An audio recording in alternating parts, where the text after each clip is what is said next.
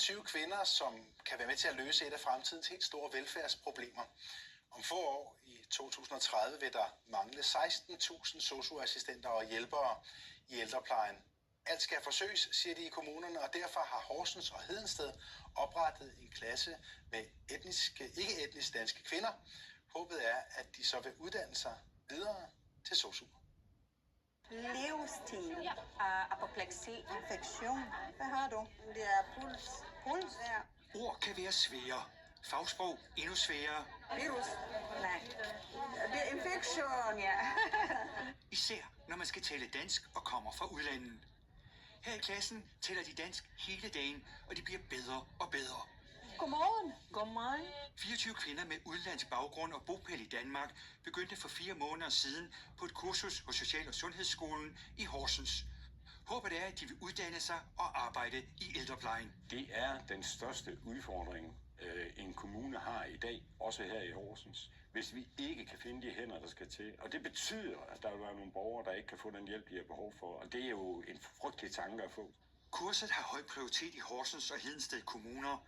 Der er 16 nationaliteter på holdet. Alderen er 24 til 53 år, og deltagerne får løn under kurset. Vi har set udvikling i vores sprog. Ja. Det er nemmere for mig at forstå beboerne. Vores fremtid er lidt lyserød. Det er ikke så stort. Så, ja. Kommunernes uddannelses- og rekrutteringskonsulenter er begejstrede for de foreløbige resultater. Kommer de her til at fortsætte inden for velfærdssektoren? Ja. Ja, det gør de. Det er der ingen tvivl om. Deres læringskurve er enormt stejl. Jackie kommer fra Filippinerne og har været 6 år i Danmark. Hun er mor til 4 børn og er klar til arbejdsmarkedet. Jeg fik mere selvtillid. Jeg mærker, at jeg gør en forskel med beboernes liv, fordi jeg hjælper dem med deres behov. Adriana kommer fra Rumænien med mand og 2 børn.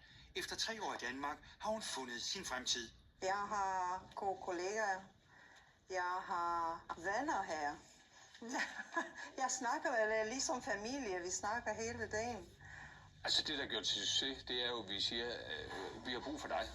Vi vil gerne hjælpe dig med en uddannelse. Det, at man iværksætter folk og byder dem velkommen ind i vores arbejdsmarked, det tror jeg faktisk er det, der skaber succes. Som borgmester er jeg meget stolt af det, vi har gjort her. Der begyndte 24 på holdet, og blot 1 er faldet fra undervejs på kurset.